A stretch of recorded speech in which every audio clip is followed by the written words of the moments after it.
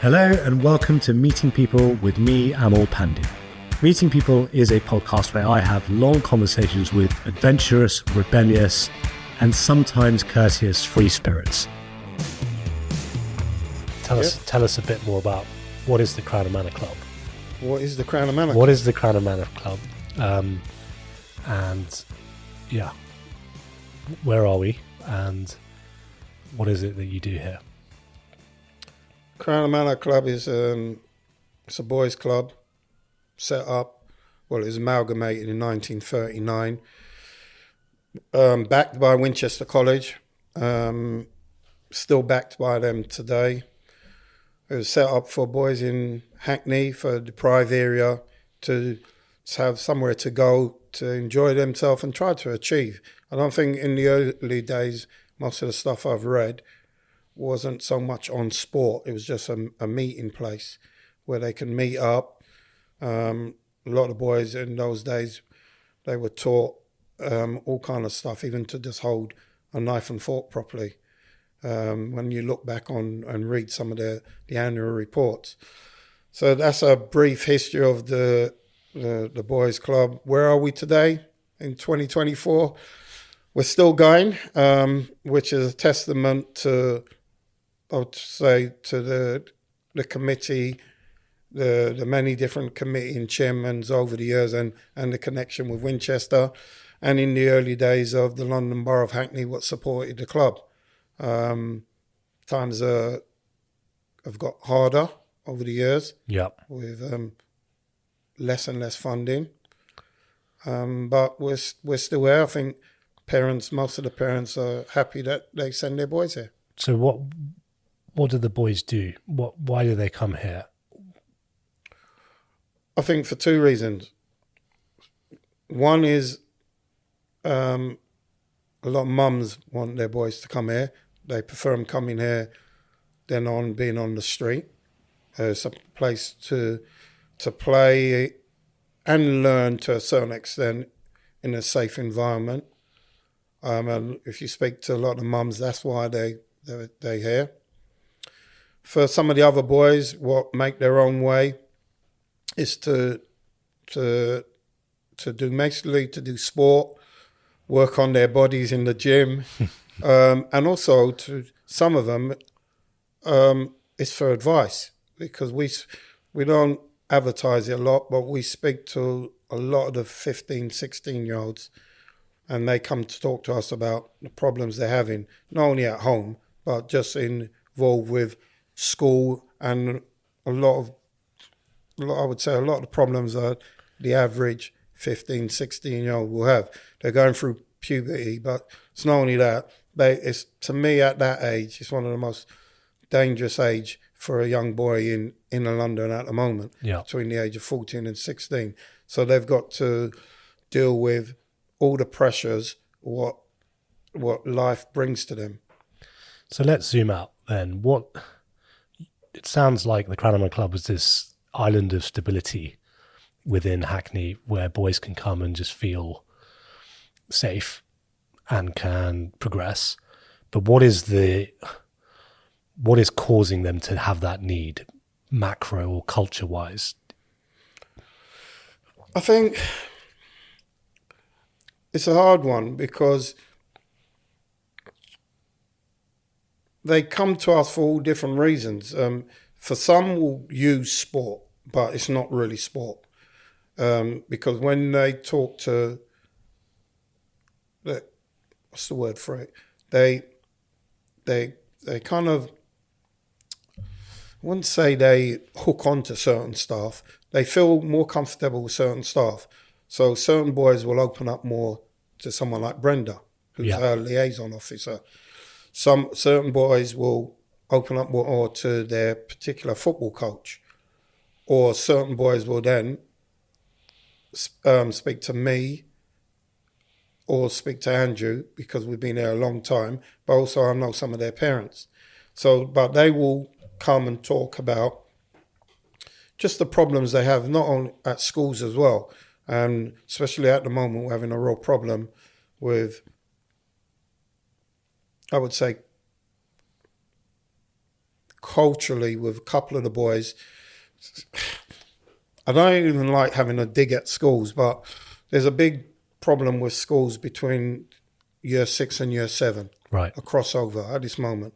In this area, we've got a lot of schools or academies. This is my view, and they will deny it, most of the schools. I think they've come heavy-handed on some of these boys with detention because they've got a view on inner city boys. Got it. Already. Now, one thing they've got to realise, and I don't think I would be any different if I was a kid, you're in primary school and you're in year 6 and you're told to talk and have banter and have a laugh. Suddenly, going into year 7, you can't talk. Most of our year 7 boys have been in so much detention because they're not used to be told that they can't talk at all. You know, and I find this a bit of a nonsense, you know. Schools are saying it's discipline, and I just think it's a way of controlling kids. They're also saying now, to me, I'm calling it yuppie catchphrase, it stops bullying. And I'm thinking, because if they're not talking, you can't be bullied. Well, I'm thinking, because you can be still bullied. Yeah. Come out the school gate, you can get bullied.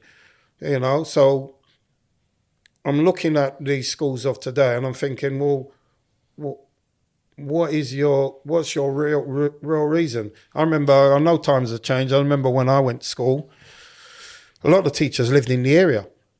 When we've visited some of these schools and in locally, and these teachers live miles away. They drive in, they've got no empathy with some of these kids, boys or girls. They've got a fixed view on them, and then as soon as when the boy or girl opens their mouth, they see them as trouble.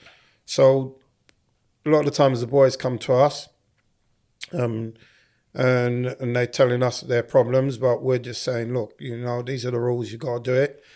But we're helping you. Some of them are, what's the word for it? They're not doing too well at schools because no one's pushing them. Yeah. You know, people have got an assumption of them. So we're in a mix between two lots of boys at the club at the moment. We know some of the boys need the help, but they're too proud to ask and they don't want to be seen as so-called thick, so they will refuse the help. Yeah. And the others then will come and say, look, I'm struggling. I think in the last 10 years, we've got a fantastic record of not every boy has to be academic, but we've got a fantastic record of boys going on to university. But the ones that are not, we've seen them through, help them get on apprenticeships, and they're qualified plumbers or electricians. And then we're just always pushing them to try to say, look, you know, there's a big world out there. I don't know what your school's telling you, but now you're reaching 16, going in, doing sixth form, you're going to notice a big change. So we speak to a lot of parents because we've got a real mixture of different ethnic mix. We've got a lot of, in the last 3 years, a lot of Eastern European. We've got Somalians. We've got now, and they take pride in saying they're Ghanaian. So we've got a bit of real banter in the clubs. We've got one of our under-9s is Adam, and it was so funny the other day because he's Albanian stroke Greece because his mum went to Greece when she was 2, but it was a real debate about, first time in my life I've ever heard anything, he said he's mixed race white. and they was having a debate with some of the other under-9s and they asked me, and I said, what does that mean? And he said, no, he's mixed race black, I'm mixed race white. And I said, no, but all your parents are white. No, my granddad's black. And I said, oh, is he? I said, oh, I apologise. And it was weird because then when his mum came, his mum said, why are you saying your granddad's black? No, he's not. He said, he is. And I said, so the mum said, no, he's not. He said, well, why is his skin so dark? She said, because that's a tan.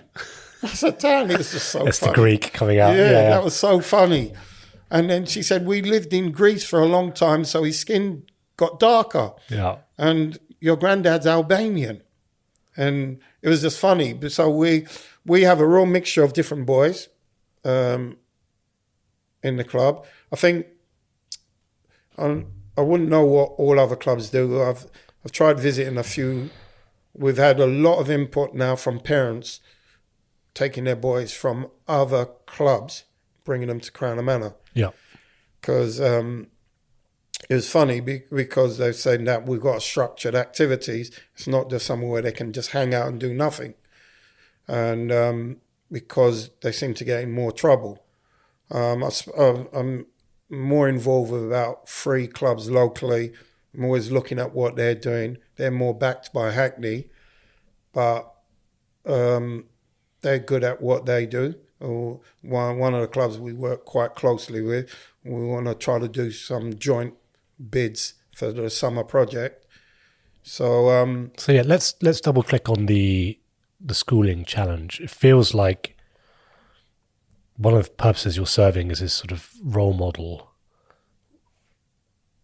provision, effectively, because the schools, it seems like, are too focused on enforcing rules or just keeping people going and getting them out of their hair once the gate's shut. Is there also a challenge of culturally a lack of role models at home as well, and so you're finding yourselves kind of stepping up to the plate to kind of support that? Yeah, I mean, I wouldn't say all. I've got to be careful because there's a quick assumption always to say, especially about young boys in Hackney, everyone's single parent. Right. I don't agree with that. What I do agree with a lot of times, a lot of our boys, there's quite a few, mum and dad are not together, but their dads are still involved with their life to a certain extent. What we try to do here, we're quite hard, I always try to say to people now, because I'm much older, I'm the taskmaster, you got the youth workers more closer to your age, but this is certain standards we expect. We're trying to, if you stay along the journey from maybe 8 going through, which is very hard to do, hopefully we're bringing you through from a young boy, through puberty, to a young man, to a man. And then hopefully if you go through that journey, you'll be on the right path, because some of them need discipline. Some of the way they talk to their mums, I'll be honest, I think it's disgusting. Yeah. And we have to be hard on them. And I think it shocks the mums sometimes and then they say to us, no, you're right. And I'll say, well, it should really stem from the parent. But you're right. Sometimes when we say it, because we're the man, they kind of, their eyes rise. We raise their voice, because I think through different cultures, when their mums say it, their mum has to say it about 6 times for them to listen. Yeah. And then once we raise our voice, or we've got this thing now, one of the workers started off, Jason, where some of the boys now, when their mum or their big sister drops them off, we tell them to hug them and kiss them. And they, first of all, they never want to do it. And we say, no, they've taken time out to bring you to the club. You hug them, or you give them a kiss to say thank you when that would be, because they're leaving now. And so now we just say, what'd you say? What'd you do? And then they go and run and hug them. I bet the mums love that. Yeah, no, they do. There's a tear that comes to the eye. And I would say, because without your mum, what do you have? And then they look, and then we always kind of hit back on say, everything you've got on you is your mum's provided it for you. So appreciate your mum or your big sister. So it's with the schools, I don't know if what I think some of the schools have done, they've gone too far. There's the difference between the normal comprehensive and these academies. These academies are built everything on strictness. And I'm thinking, I'm for strict. I'm for that. But you got to have a leeway. Yeah. You got to have a leeway. But what they're telling us, some of the stories we're hearing now is just absolute nonsense. And I'm wondering, why have they done that? Their argument has always been to stop this and stop that. And I'm thinking, no, you don't want to engage with these young people. Yeah. So it's a quick way. I suspect they're being given targets, and the targets is driving the behaviour, and so they're stamping out personality, which might help stop them from meeting these targets, whether it's discipline or exam results or whatever it might be, attendance, to get whatever funding they need. Yeah. And therefore the human side is being lost just to meet these kind of arbitrary figures that they've got to and that's why we won't mention schools, but we went into a couple of schools and we was invited into, and we was in 45 minutes local schools, secondary schools. Never heard one student talking 45 minutes. Not one. Not in the corridor. They're not allowed to talk in the corridors going between class. And then the argument is, and which makes sense, why would we as a club want to build links with that school? Because one of the things I've noticed with our boys, when a couple of teachers have come to Crown Manor, our boys, especially the 15-year-olds, they were very wary, because from their point of view is, God, don't tell me they're coming into our Crown Manor now. You know, because we had to speak to some of them and said, no, they're just visiting. Relax. They said, no, if they're coming, we're not coming here no more, because they've experienced what they experience at school.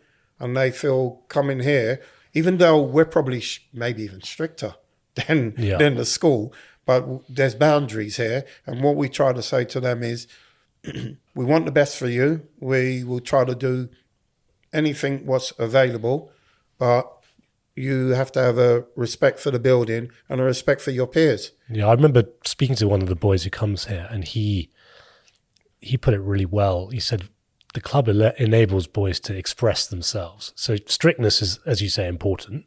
Like, you need to have boundaries and discipline and not disrupt other people's enjoyment of the club or be rude. But you should also, that shouldn't negate you being yourself and being an individual and bantering your mates and, you know, having fun at the same time. Both things are not mutually exclusive. And it sounds like these schools have decided that, you know, banter, fun and personality can be, you know, is expendable. Yeah. So you mentioned that in the old days in Hackney, the teachers would live near the schools, and there was an element of sort of community that was part of. Now, I grew up in Islington, and I'm guessing Islington's changed a lot from when I was a kid. Hackney, I'm sure there's a lot of overlap, and not just in London, but people listening who've grown up in inner cities around the UK and wherever else it might be. But how has Hackney changed since you were a kid? Because if you look at it from a data and statistics perspective, or look at it from the outside, look, property prices have gone up. There's lots of new jobs.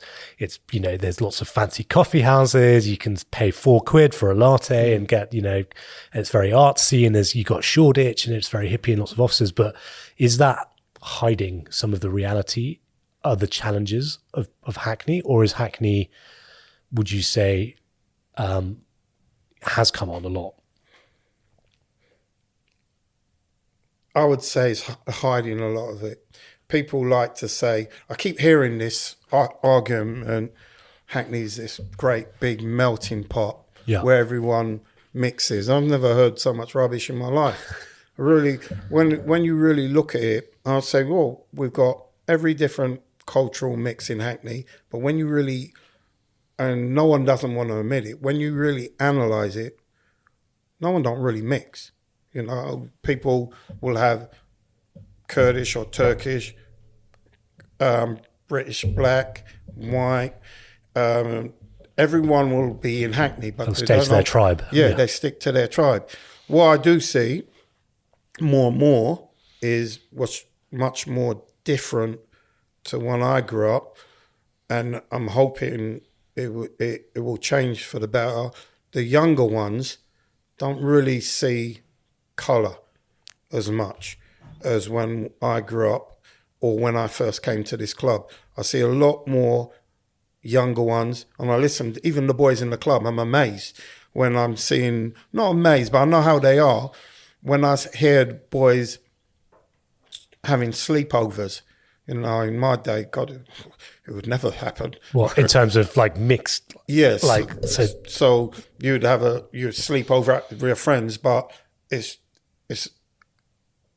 not. It doesn't even matter what colour you are. Yeah. They're just all friends, and they're saying, "Oh, Mum, can Adam sleep over tonight?" And they said, "Of course." And then so I see that as a change. But in general, one of the things I see all these politicians and councillors, they never want to admit there's an underlying problem. And one of the biggest problems I see is how, especially in the last 10 years, and before that, I remember when I grew up, Islington wasn't even seen as like a yuppie thing. It was seen as like a rough area. Yeah.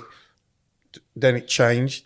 And then what I'm seeing now is it's moving down from Islington down into Hackney because property prices in Islington's gone sky high. So it's coming down to this part of Hackney, and property is going up again.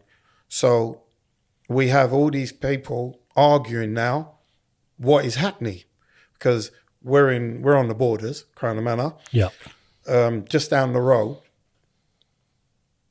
I know people what will say, off of the Downham Road, De Beauvoir, to your amazement, they don't call that Hackney. They call it North Islington.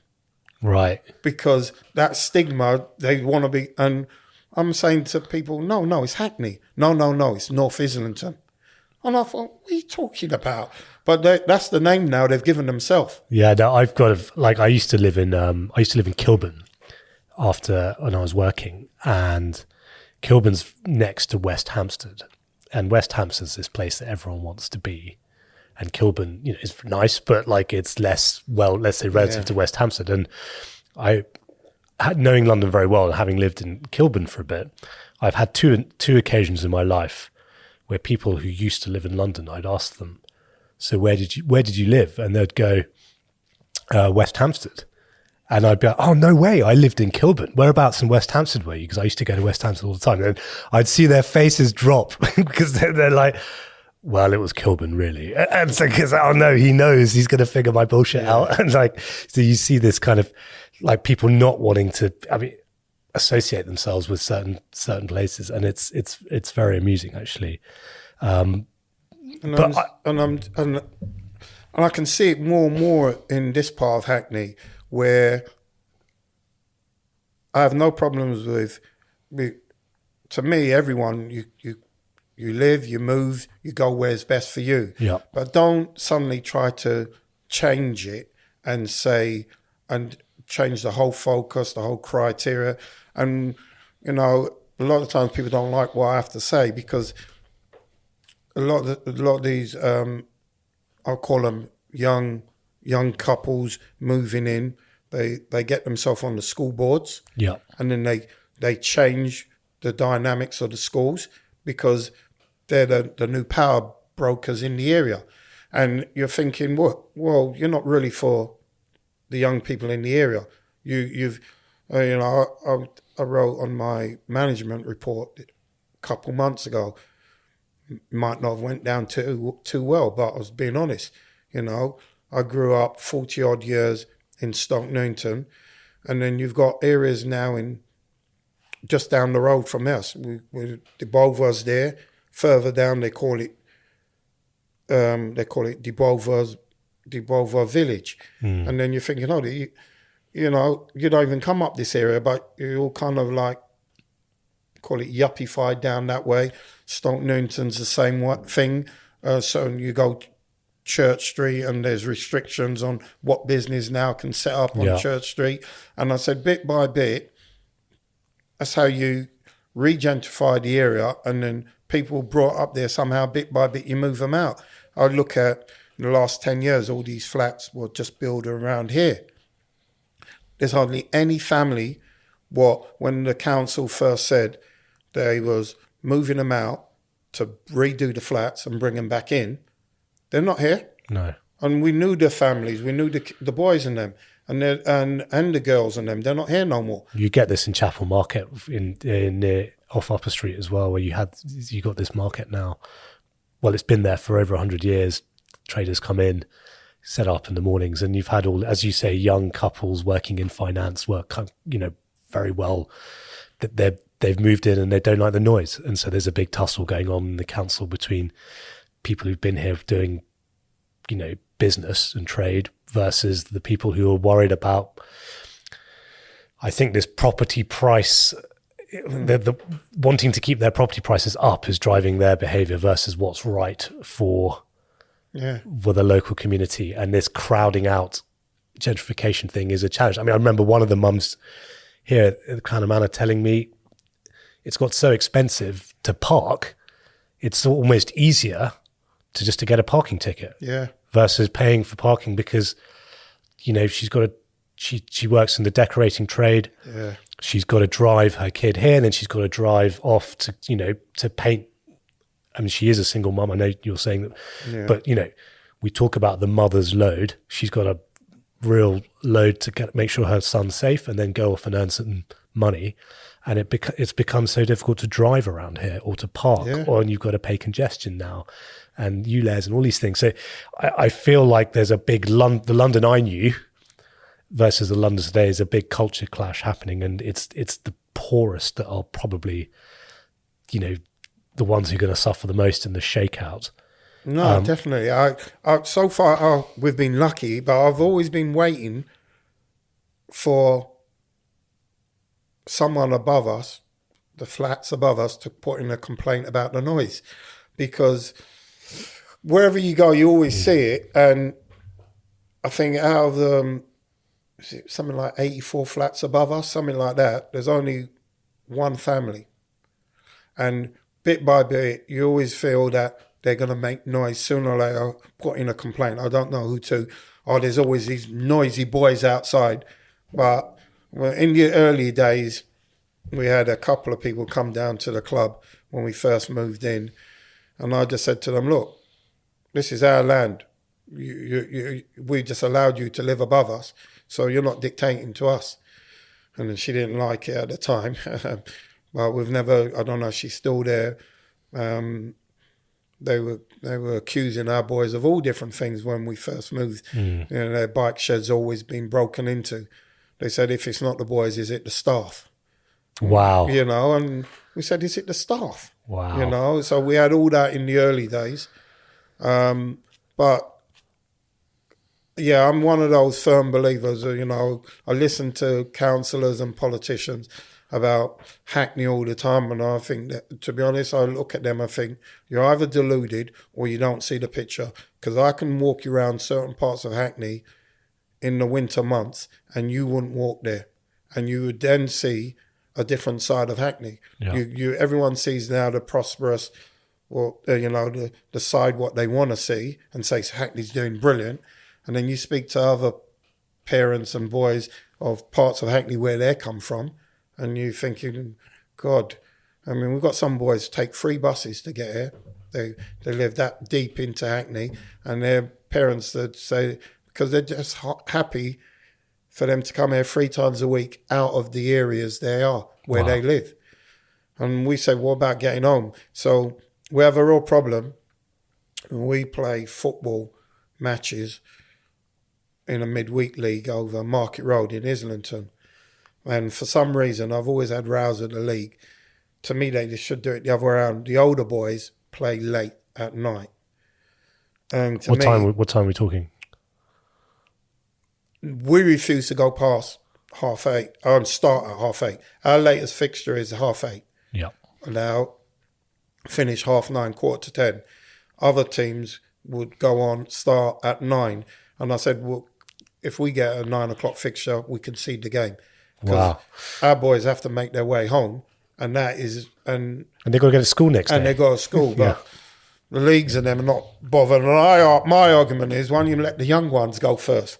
They would say, no, they're the babies. I'll say, yeah, but the babies come with their parents. They could be home within 10 minutes in the car. I said, these boys, 15, 16s, have to make their way by buses. They're crossing different boroughs. Gangs are out. There's all sorts of problems. You know, we've had numerous boys robbed on the way to the club, you know, even on our road, Wiltshire Road, just being held up after they've left there. So would you say crime has changed or got worse since you were got younger? worse. Since I first came here, crime's got worse. Different problems when I first came.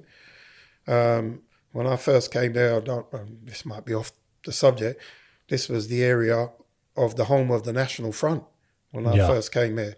What year are we talking? We're talking. I came here in 1985. Yeah. And in my life, I never experienced racism until I came here.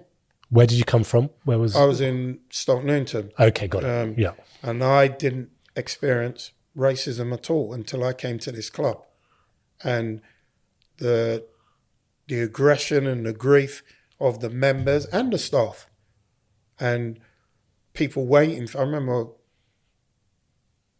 there was times when parents were waiting to have fights with me and another male staff, you know, when I first came here. When you were a kid? No, I came here as a member. I was like 19 as an A-level student. Yeah. And I was doing voluntary work.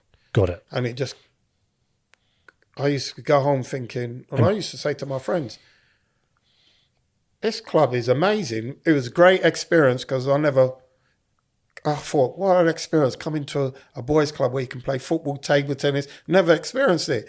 But then on the other hand, God, the names you were called, you know, and by the parents and the boys. It was engrossed. There was only, in 1985, there was only 3 black boys what came to this club. There was another local club just down the road called the Lion.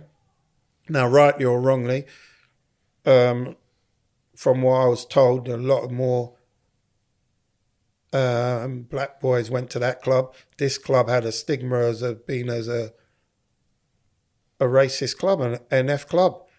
And when I first came, they were telling me, the boys took pleasure in telling me how they driven out black women staff, spat on one, and they took pleasure. And I remember just saying, you ain't doing that to me. Because I just thought, as a 19-year-old, I'll go to war with anyone if anyone's going to do that, try that with me. And so I stuck by my guns. And then over the years, some of those boys had to leave. Yeah. And some of the staff had to leave.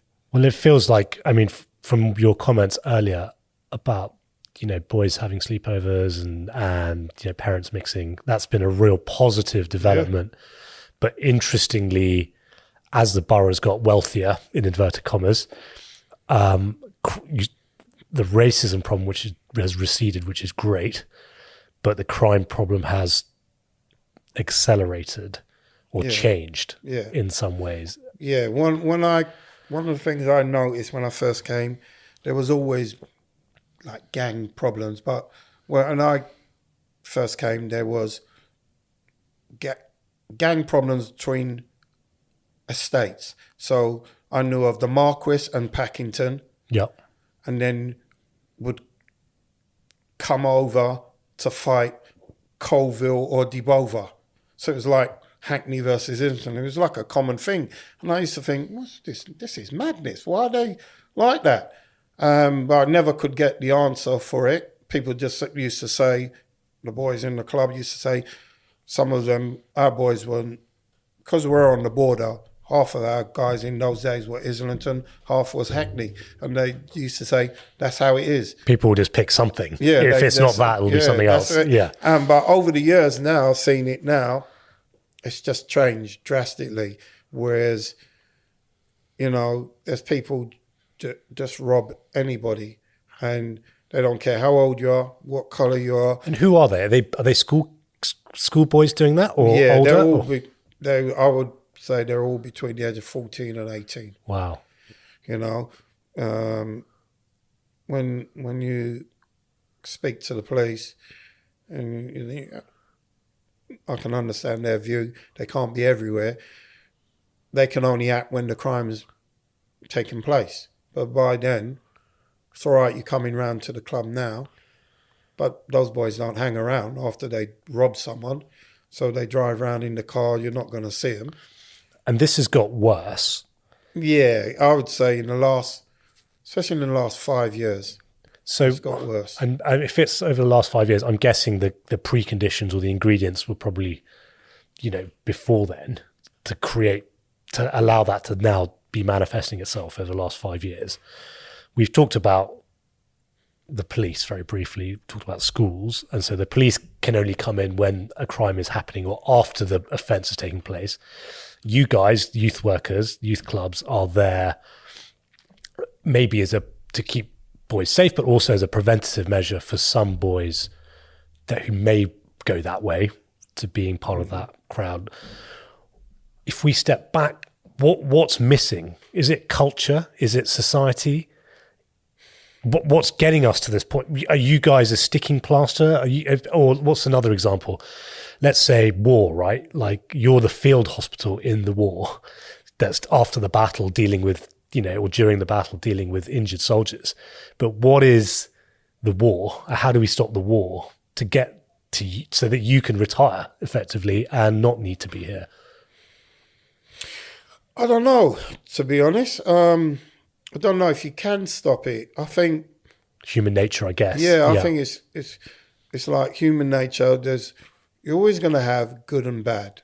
I think there's always going to be a need. Me personally, like there's a need for schools. I think there's always going to be a need for youth clubs. Yeah. Now, youth clubs can go down all different routes. I remember one of the things when I took over, I had my own experience in this club. I had many years watching and observing, and it was great even for me as a young guy playing sports with the members when I first came. But I remember a particular group of boys, and when they kind of left the club at 16, 17, and they didn't do really well at school, didn't mean they were failures. I looked at myself and I looked at the club and I thought, what have we really done to help them? Or was this what it's all about? Just coming, playing pool and snooker and then leaving. No one's showing an interest in them, how they're doing at school, what was their private life. And I remember one particular staff said to me many years ago when I was just a novice in the club, that's not our responsibility, Frank. They're just here to play. Don't get personal with them. Get them off the street. That's it. And I when that particular group left around 18, I just thought could have done more. And then I wasn't in a position to try to do more. So when I became leader, I tried to enforce a few things around academics, and I had a big fight by a certain member of staff because what I was trying to implement was every boy what does junior boxing or football has to do an academic class of their choice. Yeah. So like a Coach Carter type approach. And I said, because then we can keep tabs on them, see if they're struggling. So at the time we had Spanish is still going, 15, 16 years later. We had French. We had we really pushed hard on homework groups. What I found interesting is you've had boys who have struggled at school, but because of this effort that you've done, I mean, give me some examples would be really helpful. But like, because of the effort you put in here, it's unlocked something, and now they're going back to school and kind of flourishing. Is that right? Yeah. I mean, as we were saying earlier, I hope you don't mind me mentioning his name. Am I allowed to use names? Yeah, please do. Like a young man called Rob Nichol came to the club around 14, and I mentioned there's a few of them. Rob wasn't what you'd call an A-grade student, but he was willing to work hard. And then he came on the football academy, and we had big rows with the local college because they were doing a course which wasn't, these boys were doing football and leisure and tourism. We wanted something different.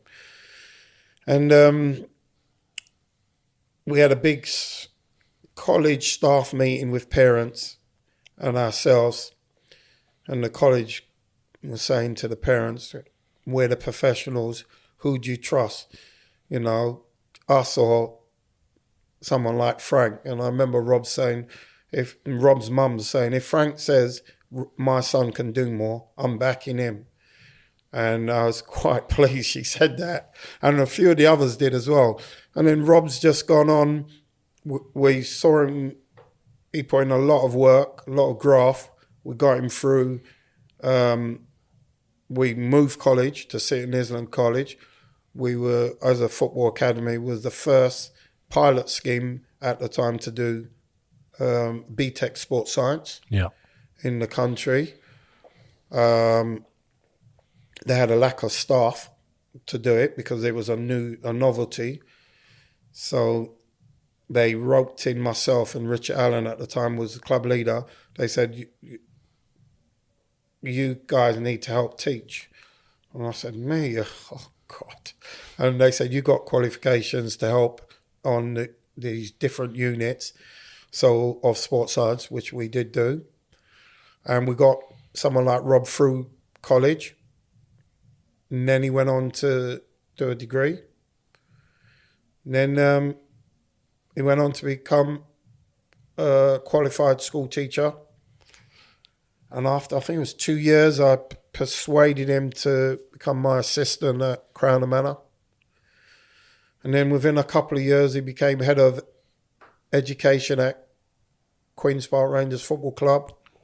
Wow. And after about 3 or 4 years doing that, he's the educational officer for the Premier League, what goes around to all the football clubs when they get audited. It's like Ofsted, and he does all their education. And Rob's still involved with the club today, as him and Pete McFarlane is leading up the website, changing our website. And we've got so many like that. Len's like that. Leonard, we got Leonard's another one. His mum, it was going. Len will argue with me now, but at 16, 17, his mum, I remember ringing me saying he's coming in at 4, he's going down the wrong route with the wrong kind of people in that part of Hackney. At the time, it was part of Hackney in Clapton. It was called, it's funny, the police gave it a nickname, Murder Mile.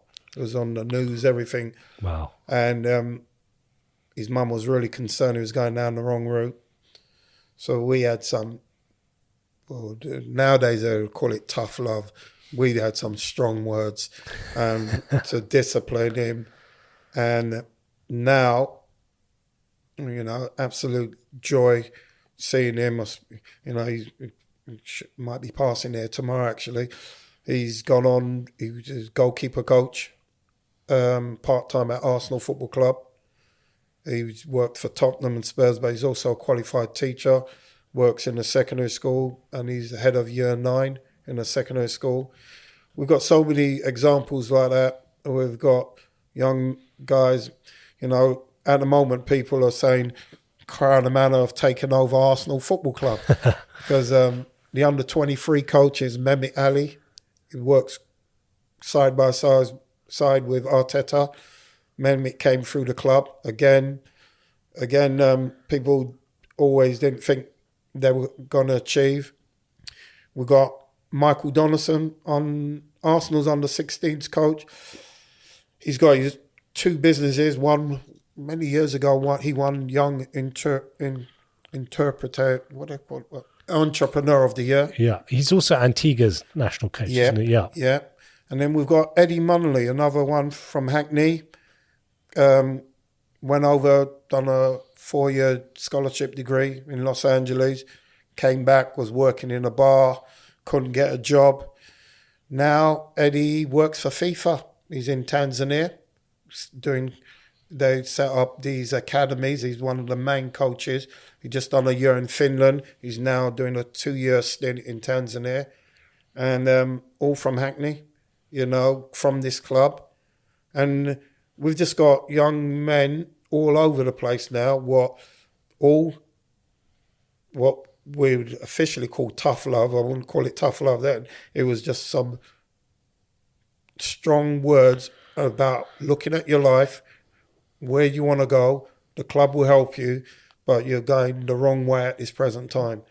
And it's amazing. There's this concept in it's not a concept, it's a term they use in India. There's a state in India called Bihar, which is what one writer described as the place where civilization goes to end, and it's renowned as being the roughest, most deprived and crime-ridden, gang-ridden state in India with a huge population. And 20 odd years ago, there was a huge cleanup, and just law and order was the stability. People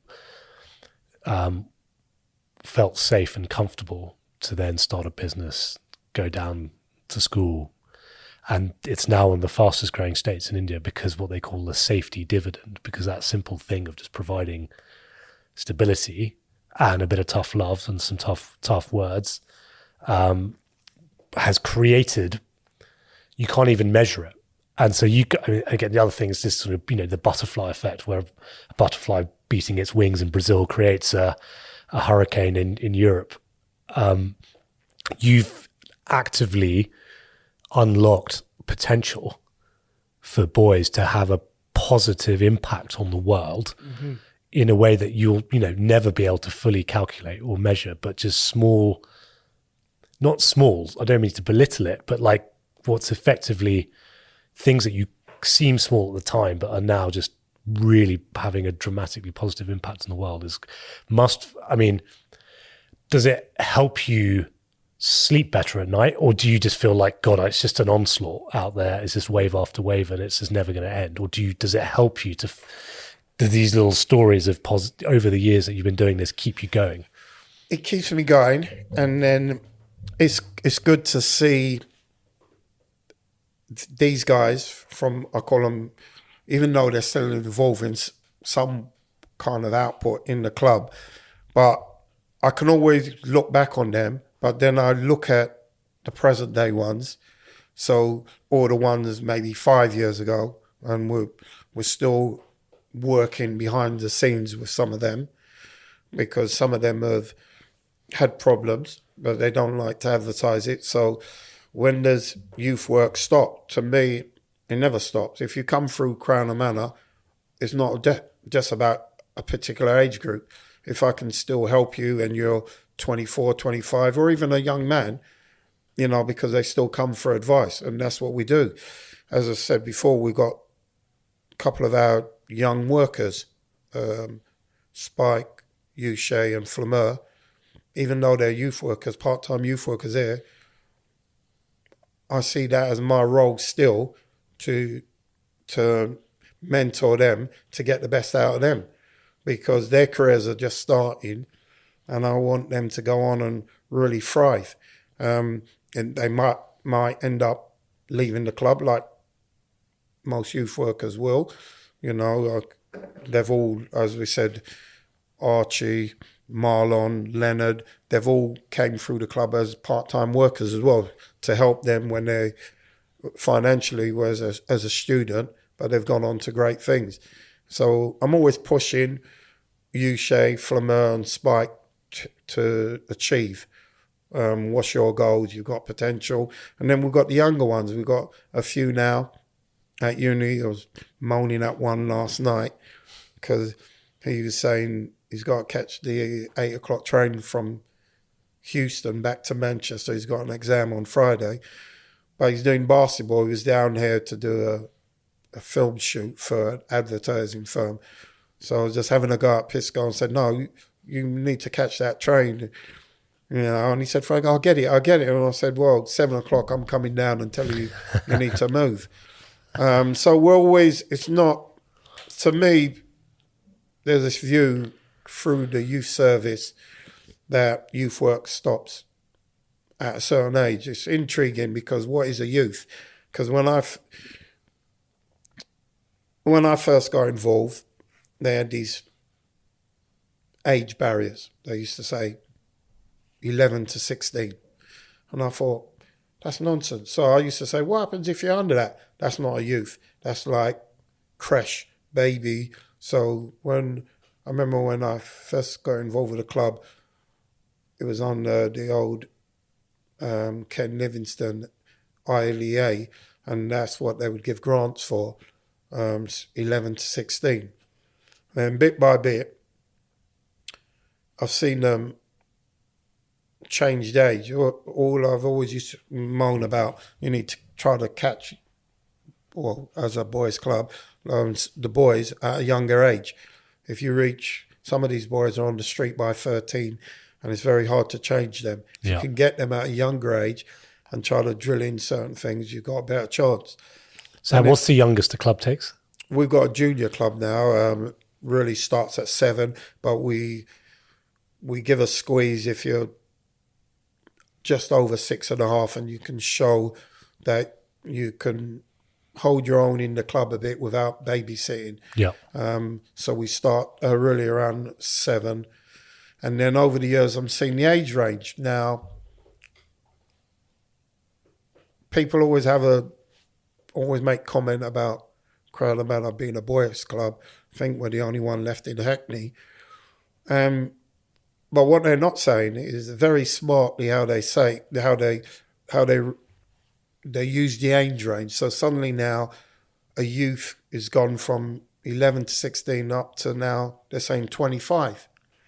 And I have no problem with that, but to me, you're a young man now, or a young woman. But you would give out funding. But I know... So you're missing out on funding because you're not taking 24-year-olds. Oh, no, we're not missing out on that. But it's funny how when people say about boys' club, but you really are funding for boys' club, because when you look at most youth clubs, I don't want to generalise, but most of the clubs I've seen or come across, why have you put the age up? Because in general, when you see it on the news, there's always some sort of crime, is mostly to do with young men. Yeah. I haven't come across hardly any youth club where I see young girls and young ladies in their 20s. They have different agendas, they have different interests. So when you're really saying you're putting the age up, you're really basically saying you're putting it up for boys and men so people can work with them, because that's the problem on the street. Because I hardly ever see any club where I see a 24-year-old girls are in regularly using those clubs. Yeah. You know, so, but they won't want to say it's boys and young men, but that's what it really is, in my opinion. But that's fine. But then don't try to stigmatise or say we're sexist or we're this or we're that because we're a boys' club. I have no problem with mixed clubs.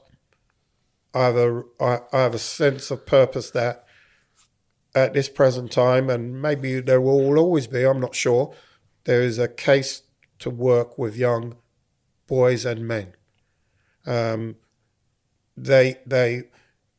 You know, I've done some work many years ago. I had a friend was a deputy head in a local primary school.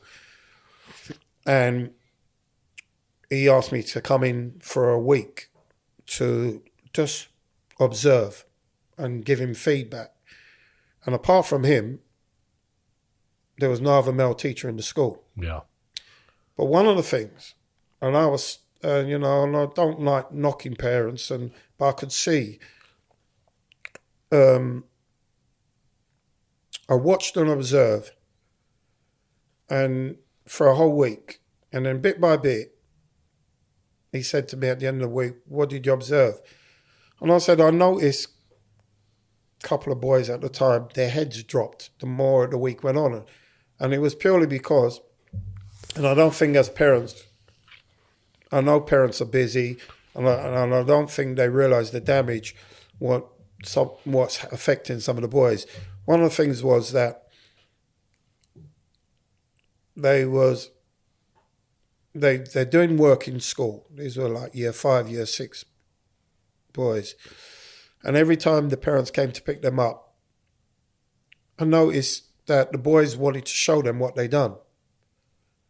But through the mum being really busy and everything, they just didn't have there was no interest. No bandwidth. Yeah, they just said, "Oh, just put on your coat, don't worry about it." And I saw the look on those little boys' face. It's like all the life had been sucked out of them. They were so eager to show what they had done, but the parents wasn't interested. Yeah. Now, that could be because the mum is busy and she's just worried about getting them home, cooking the food. And then what my friend said to me at the time was a deputy head. He said, "Frank, and then you start to see from there a drop off of when they go secondary school, the interest ain't there to study. Because from primary school, when the parents ain't showing no interest, they give up." And I saw it firsthand. So when it came to Crown Manor, some of the parents came to us and said, "Look, they're not playing." We used to do karate as well. They're not doing karate, they're not doing football because they're behind in school, way behind. And I thought, well, that's affecting the team. That's not helping your son. So we kind of said, "Can we compromise?" Parents said, "Compromise? No, they're not playing." And I said, "Well, if we put on classes for them and make them do their work, can they play? Because then you win and it's not punishing the team." And they said, if you can do that, and that's when the homework class really bared more fruition, and we just expanded on that. And we made it quite clear, if you don't want to do it, you can't come. You can come to the club and take part in anything else, but you can't play football and you can't do certain sports, because this is what comes with certain sports. You have to do an academic class of your choice. And it just took off. And we done it successfully, I would say, for about 10 years. We had a lot of big organisations come down and wanted to see us with this kind of role model as a youth club. How can you get it to work? And we just said, look, in general, we know the boys don't want to do it, but it's compulsory. And so they have to do it. And it worked probably for about 10 years. And then bit by bit, I started changing my mind because it became harder and harder with, I wouldn't say new staff. We had parents then saying basically, we don't want our child to do it. And even up to last summer, and we had one mum moaning to us that her son's way behind in school. Can you do extra with him? Reading, writing. He's way behind. He's year 6, but the school have basically put him at year 3 or 4. Wow. So she said, I want him doing an hour a day. And if you need to be tough, tell the staff need to be tough. When we tried to do it with him... You're firefighting, Frank. Yeah, when we tried to do it with him, he went back and complained to his mum, it's a youth club, I don't want to study. Then she just said to us, look, stop it. He doesn't want to do it. We said, but we're only doing it because you asked. She said, well, now I don't want him to do it. He doesn't want to do it, he just wants to play. I said, fine. And I said, we can't do that, but I feel for him because he is way behind and he needs the extra help, but there's nothing we can do. So we're not going to go against her. she said he'd leave him and it'd be his loss in the long term. And I thought, you know what, that's wrong as a parent. His loss in the long term. I thought, you're the mum. You're not supposed to say he's lost in the long term. You're supposed to say to him, no, you're doing this because you are way behind and the club's going to help you. But we've just left it as that. And he comes to the club 3-4 times a week. We're fine. We don't have no arguments. And then we've got some of the boys still doing reasonably well. We had a couple of boys, year 6, applied for a couple of private schools, doing some tests. And then we've just, as I said, we've got private tutoring, working with a few boys every Wednesday. One of the boys has just risen so well now in English. He's like top. Was he struggling before? Well, way behind. He's first year in secondary school. And in a year, she's worked with him an hour a week. But it's more than an hour because she sets him homework. His mum makes sure he does it. And from being way behind, leaving in year 6 to top of English in year 7, that is some achievement. Yeah. And and we're happy. We don't sing out, go around and say it's another one we saved.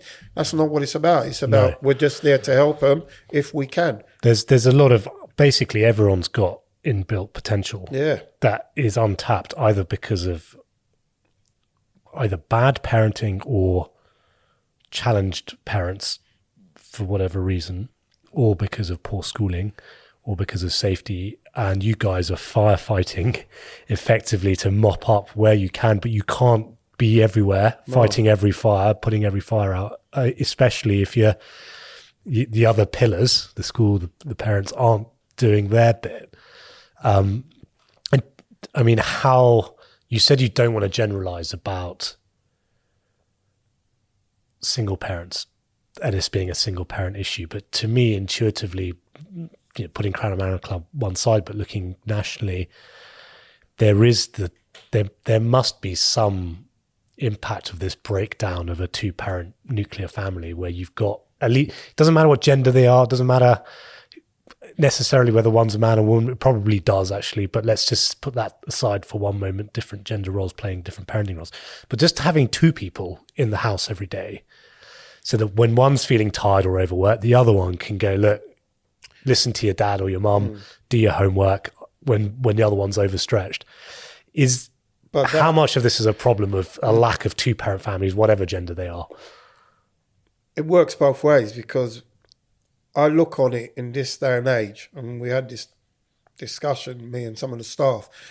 We've seen 2-parent families, and if they're not pulling the same way, then it doesn't benefit the child. Yeah. I've seen 2-parent families in this club where they're not really together. There's a real distance between them, and they're just together because of marriage's sake. Yeah. And then I've seen some fantastic single parents, and I'm thinking, well, that child's in a better state, because that one where it's a 2-parent, they've got a lot of problems in their own relationship, and it's affecting the child. And I used to believe, it's always got to be stronger with the 2-parent. I'm not fully convinced no more, because I've seen in this club, going back in history, when I first came here, nearly everyone was 2-parent. And I saw some of the, and it's weird because it took me many years to have a child. And I used to think, if I do ever have a child, I'm watching good parents. I'm learning from the parents in the club. Yeah. I'm learning to see who's a good parent, who's a bad parent, what can I pick up from here, what can I pick up from here. And as I said, a lot of the boys when I first came here was all 2-parent. Nearly everyone when I first came here was 2-parent.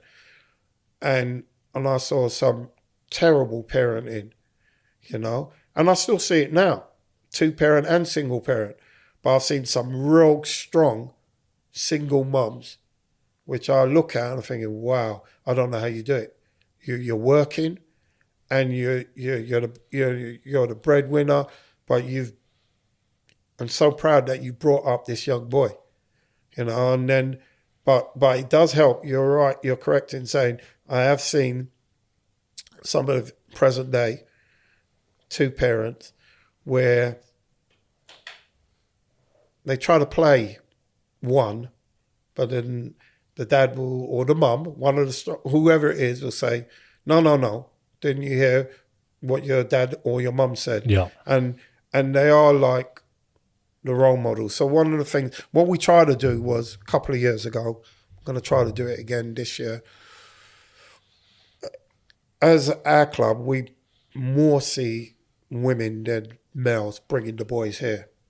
So we introduced something a couple of years ago. It was just a night of the boy, his dad, his granddad, his uncle, or his mum's boyfriend, whoever the male in their life is at this present, because it's not always a dad, bring them into the club so we get to know them and you bond with them, playing all different kind of games. And I was packed that night. We had to fight off a couple of grandmothers because they said, no, we want to come in. But we said, no, it's a male bonding, because we don't always see the males, and it's not always a dad. We just said, whoever's in your life, if it's an uncle, granddad, your mum's present partner, or your dad. And it was just weird. Every room, there was something going on. And it was just brilliant, a real brilliant evening, just so the boys had fun with their dads or their partners. It was just so funny and enjoyable to see them. And by the end of the evening, some of our committee people here as well, they thought it was brilliant. By the end of the evening, we could see for the first time, we had some comments by some of the dads, because what's happened with some of the dads, they've obviously split with their partner, and they still see their sons, but they don't spend as much time. So, you mentioned earlier about this particular mum. Well, that boy's dad came here, and he never had so much fun since he was a kid. Wow. And it was just great. He spends time with his son, but maybe not as much as he should. But that night, that unlocked something. Yeah, he absolutely had a great time. And I know since then, he's even spending more time with, like, most weekends now with him. And to me, that's what it's about. But I would never say, I think one of the things I would definitely say about the role models, I would definitely say some of these boys do look up to some of the male staff. Yeah. We do have an influence on them. They actually say it, and we've got a few now.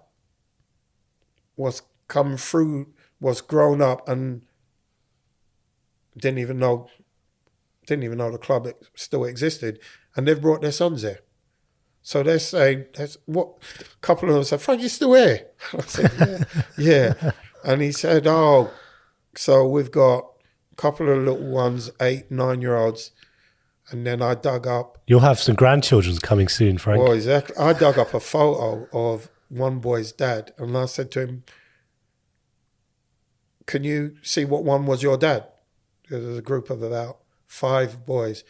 He had not a clue. And I said, "That's your dad?" And he said, "No way, that's my dad." He said, "How old is he?" I said he was about 11 then. And he said he took the picture. I said, take it. Amazing. Take it to bring your dad. His dad came in. He said, "Frank, his brother," he said, have you got pictures of presentation night?" When Arsene Wenger was here many years ago. I said, "No, I don't know what happened to those pictures," because his older brother used to run for the club and he wanted pictures. And I said, "No, them ones got lost over the years."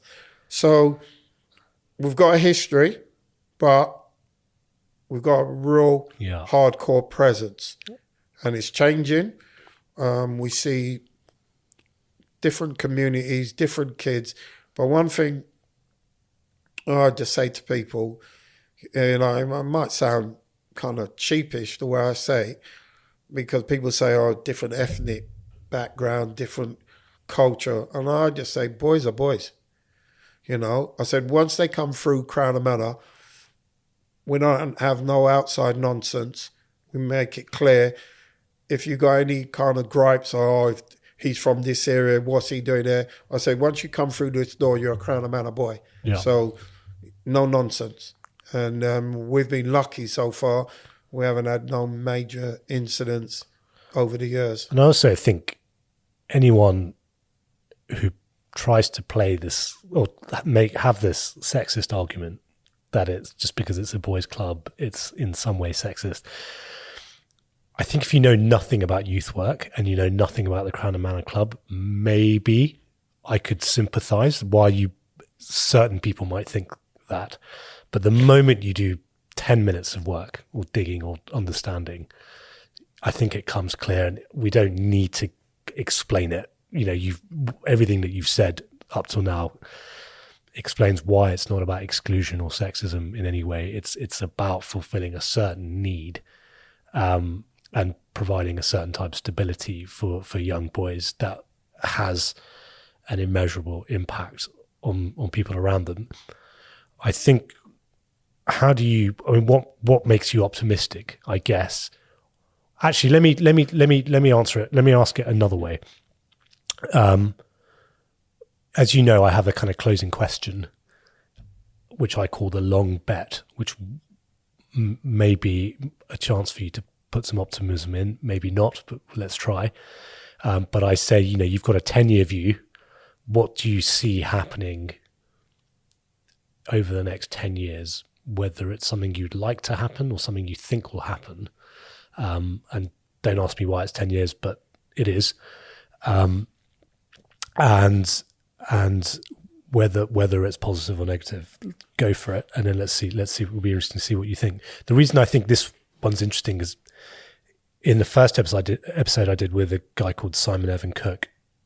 He's not in youth work at all. He works in the investment industry, but he said that his 10-year view will be a breakdown of social cohesion amongst youth coming through the ranks because of the ending of funding that happened, and the fact that a lot of local charities just had to all of a sudden kick into action, whether they managed to or not to fulfill that funding, who knows? But what do you see as the next 10 years looking like in the world that you operate in? Next 10 years, funding again is a major thing. Me personally, I would like to see some sort of law where it's like compulsory for the government saying to like these big city banks or businesses that, let's just say UBS or Morgan Stanley, right, for the next 20 years, you have to fund Crown Manor £500,000 a year. I think if every big business done that and you prove to them what your output is, not on numbers, it's on quality of youth work, that you're having a major input on young people's lives and you're preparing them to go into the city or wherever. So I know a lot of these companies have to have a tax clause or something. CSR required. And I feel then you can't keep relying on central government because money's getting tighter and tighter. But I really do believe that these big companies should be able to say £500,000 a year, that will fund Crown Manor with all our big bills and all our problems. Or if not Crown Manor, any youth club will just say, you know, we're backing you.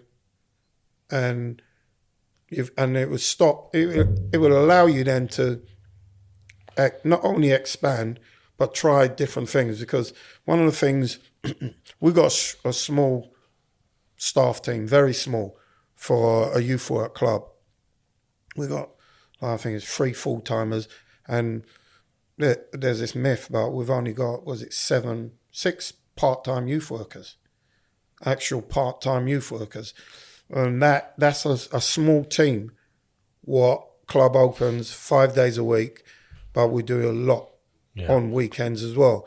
And I just feel if we could have small that, number of people carrying a very big burden. And if we could have in 10 years, I just feel that it's something, instead of always saying about central government or local authority, we need more and more money. I just think all these big private companies should have one designated charity on youth work, because there's so many charities on youth centres, youth clubs, where you say, right, this is my club. We're backing them for 10, 20, 30 years because we like what they do. That's a guarantee. And wherever they want, or it could be, and I just feel then that is the way in the long term forward. It's the help of the big organisations. And it will allow us to have more freedom to try more things.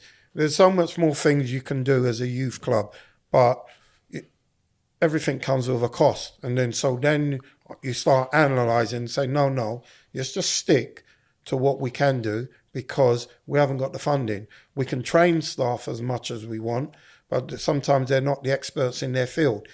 So I just feel like, I think that's a really powerful point, giving you the freedom to experiment with. I mean, you talked about earlier about the guitars, for example. You bought or you donated some guitars, and as an effort to try and get some boys to take to music, they didn't. That's fine. Didn't work. You shouldn't feel so constrained that you can't try things. Lots of things, small things like that could have, again, an immeasurable impact. And what surprises me, we're a mile and a half from the City of London, and where we literally, Matt and I got into Liverpool Street and we walked here, and we were here within half an hour. We walked past UBS, and we talked about Arsenal Football Club earlier. The more we talk about Arsenal, the happier I get. So any excuse to get back there. But all these big football clubs, even dare I say at Tottenham, will invest in their local area because they know that they're based here. They have this impact by virtue of their existence here. They're causing property prices to go up. They're causing businesses to migrate here. They're causing people to gravitate here. So there is, a knock-on effect of people who have lived here for a long time. And so these big city banks around the corner, yes, it's climate change is important. Yes, the rainforest is important, and the pandas and the polar bears, don't get me wrong. And we should be doing our bit there too. But you, by virtue of having your headquarters a mile down the road, you are driving up property prices. You are making things less affordable. And you should also, people like to save the world, but they don't like to think about their neighbour. Who might, there's poverty down the road from your office, and people are stretched and constrained. Give them the room and freedom just to do a bit more without feeling like it's a battle to get an idea through a committee, or to, have experimentation, as an option taken away from you. So I think it's a really good idea to force, whether it's by law or by just public pressure, it's local businesses or businesses that are big but are local to have some kind of responsibility, not just to the rainforest, but also to down the road. Yeah, I agree. And a touchy subject is to kind of that tenure, what you're saying. I constantly hear, and I see it on the news loads of times, about gang crime and knife crime. And then they have all these consultations. And I'm thinking, this is crap. Absolute crap. Because you don't understand nothing. When you're talking, and they have all these so-called community leaders. And I'm thinking, I don't put myself up as a community leader. And I'm thinking, how you say you're a community leader, most of the people doing these crimes, a lot of times they don't even go to a youth club. They're out on the street. Yeah. So one of the things you need to work on is do we have something called detached youth work, which when I first came here, it was as important as youth workers in a building. The detached youth workers were out. They had a central office, but that's your job, to work in estates, to work with young people what don't go to youth clubs, to be always working with them, because a lot of these people, I see them talk and say they're community leaders, and I'm thinking, you ain't leaders of no one, because no one's actually listening to you, because all the young people don't even know who you are. Yeah, there's a great. I don't know if you ever watched Citizen Khan. It was like a comedy show on the BBC about 5-7 years ago, and it was based off a sketch of this Pakistani origin guy called Khan, and one of the sketches was him. He goes, "Hello, I'm Khan. I'm a community leader," and he goes into these sort of Pakistani shops and goes, "Hello, I'm your community leader." And these shopkeepers are like, who the hell is this guy? Like, it's very, very funny. I recommend anyone look it up, because and you see these people going on the BBC or on the radio, and I bet no one knows who on earth you are. No, they don't. Yeah, but you're publicity seeking, ego driven, and then what will happen is local authority or central government will give them a pot of money to do some sort of report, and I'm thinking, but you're not addressing the problem. No one don't know these people. No one don't know them. Young people don't know them, or even not young people, even the people in their 20s don't know them. People, they either know or they don't want to admit what's really going on. So they try to, and until someone gets the whole gist of it and doesn't mind saying some proper hard truths of problems we've got. My view has always been, it's very hard to stop a 18 or a 19-year-old what's been on the road for a long time to change their mind. You have to try to get them young through either youth clubs or detached youth works. But it's not only that. We was talking earlier with single parents. You have to work with the parents. Youth work is not just about the kid. It's also working with the parents. If you're in harmony with the parents, then the young person knows then they've got the youth club on their back and they've got their parents on their back. So then they know that there's no way out. We not all of our parents, but most of our boys know that they're in group chats with parents, different age groups, or we can pick up the phone and talk to them, so that you're not playing us off. Or your parents will ring us up and say, that's what we know about so many of them with detentions, because they've been misbehaving. They would say, the mum and them say, they're more scared of us telling in Crown Manor about their bad behaviour at school than being disciplined at home by us. Yeah. So they're pleading with their parents not to tell us. But my view is, again, if we're talking about a 10-year thing, is no one ever knows where we're going to be in 10 years. I never have any plans, because the way I am is, every day I wake up, I'm just happy I'm here. I don't plan for the future, because I never know what's around the corner. People say that's too much of a simplistic view. Well, for me, that's how I am. I've seen too much in life where I think when you plan, there's a way of coming back and kicking you in the bum. Yeah. So I just now say, I'm happy every day I get out of my bed. I live every day how it comes. I have great pleasure in seeing young boys grow into young men, be successful. Not all our boys are successful. Some have got in real trouble with police, but we don't advertise it. We still work with them. We've had the police come down. I would like that to be, in the next 10 years, a real prominent thing with us and the police. The police done a really good session on knife crime and showing the effects.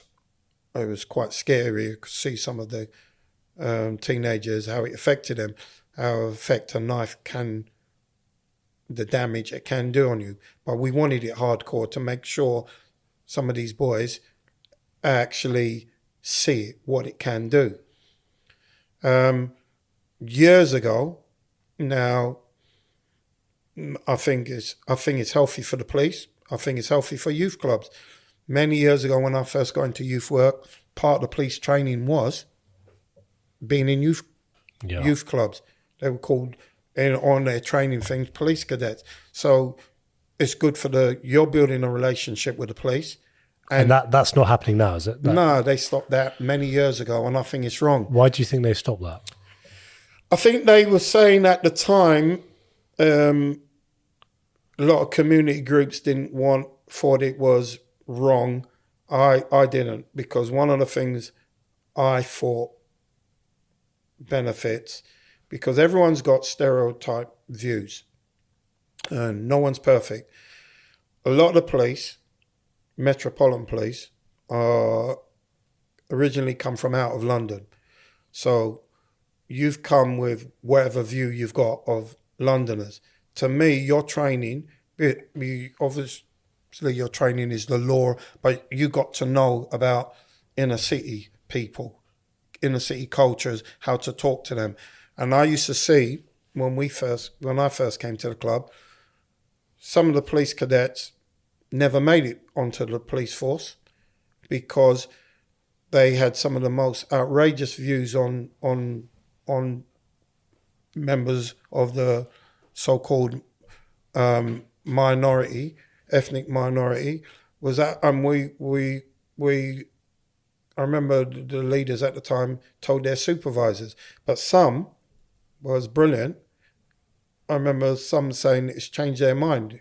They came from remote parts of England and Scotland, and they had these views, but just working it 6 weeks in a club, getting to know all different people from different culture, they had a different view. And that allowed them sounds to very work. sensible. Sounds very sensible. Yeah, and it allowed them to go out in the world then to be a police officer with a balanced approach.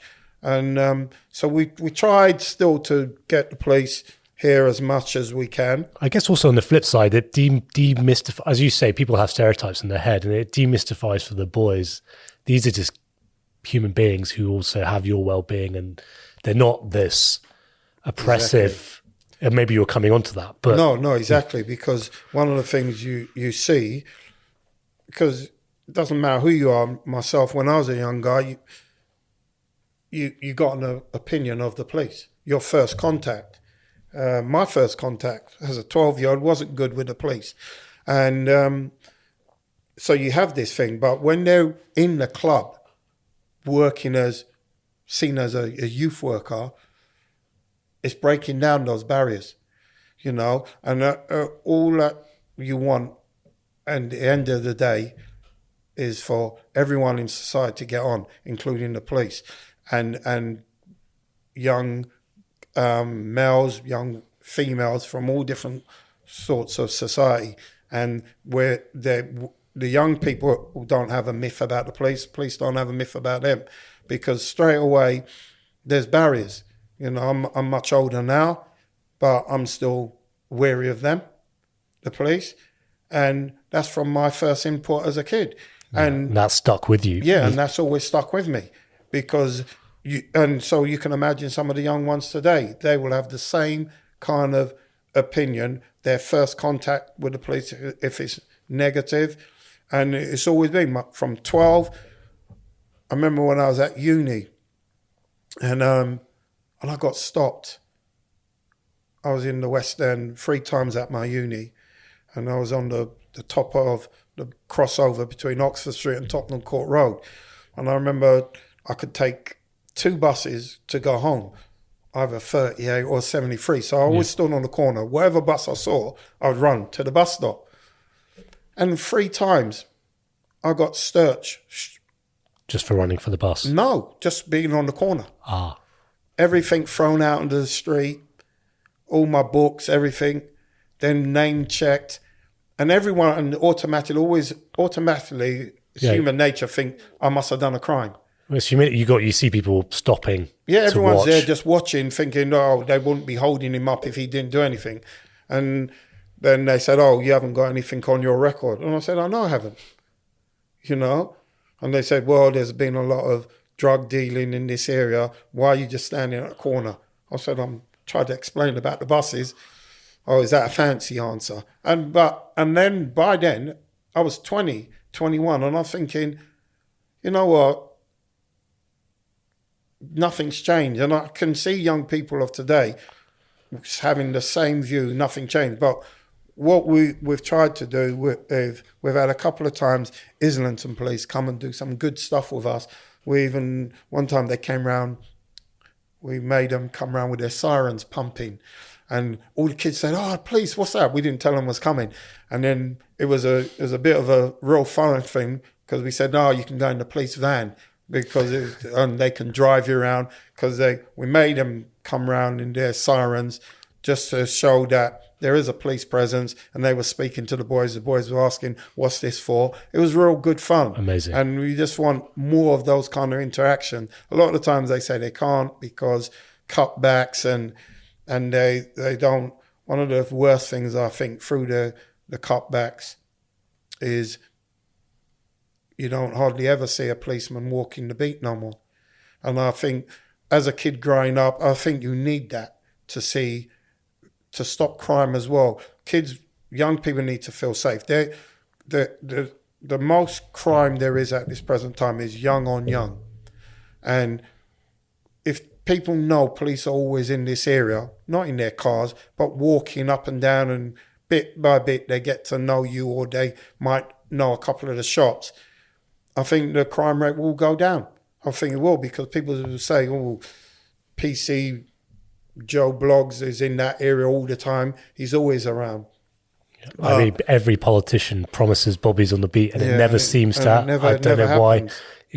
Can it be that complicated? But I just feel that in 10 years for the whole youth work thing to work, I think there's got to be a real relationship with business, police, schools, and parents. Yeah. I think schools feel threatened a lot by youth clubs. I think, especially if they know. I remember in the early days, schools didn't like the fact that we were doing extra curriculum.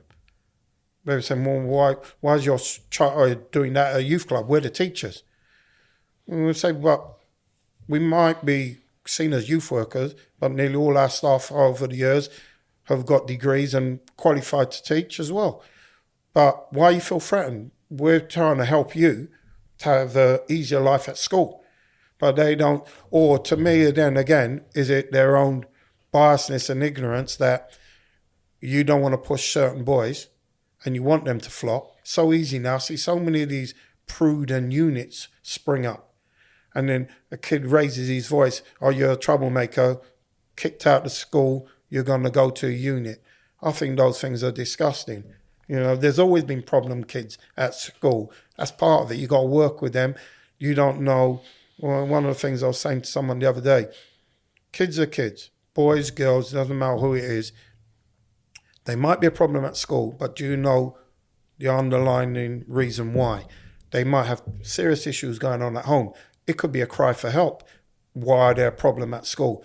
But there's no interest. You just say they're a problem, detention, or kick them out. Well, you've touched on, a big problem with human nature when it comes to looking at the world's challenges.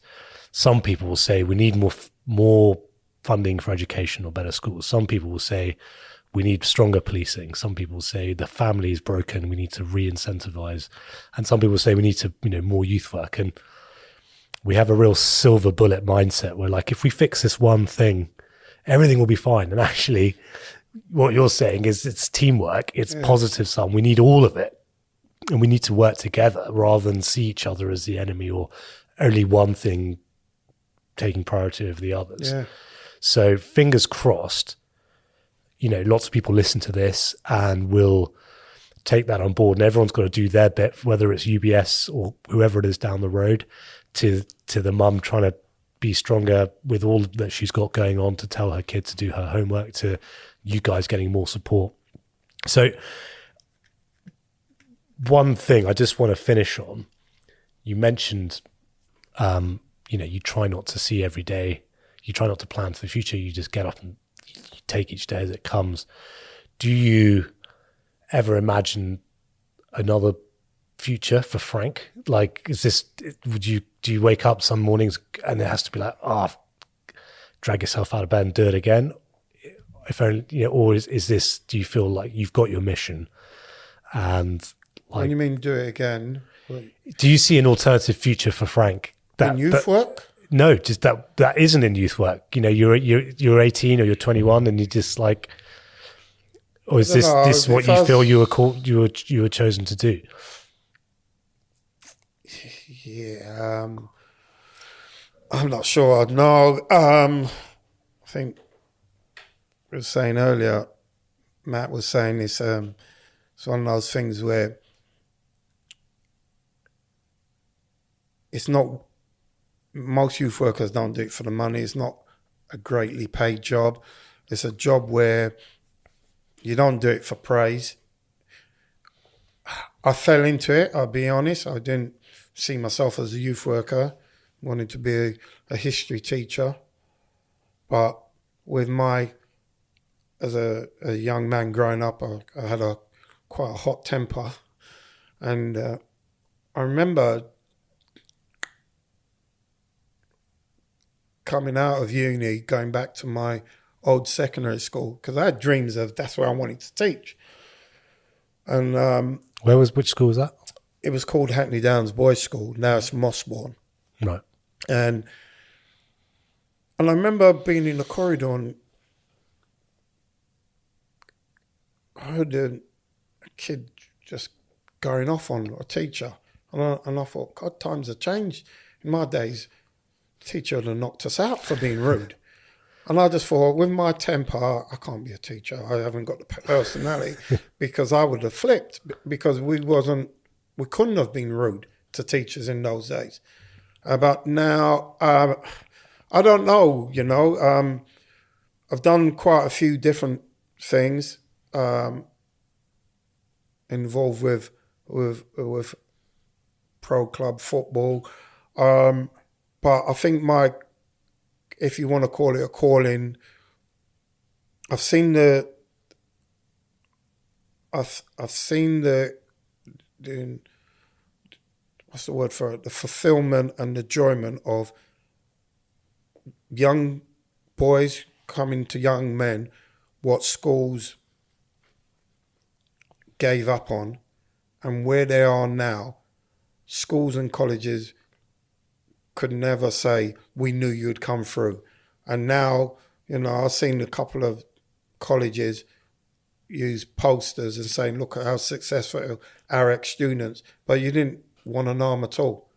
And so I feel, and all these young men will tell you, if it wasn't for Crown Manor driving them, didn't like it at the time, driving them on, they wouldn't be where they are today.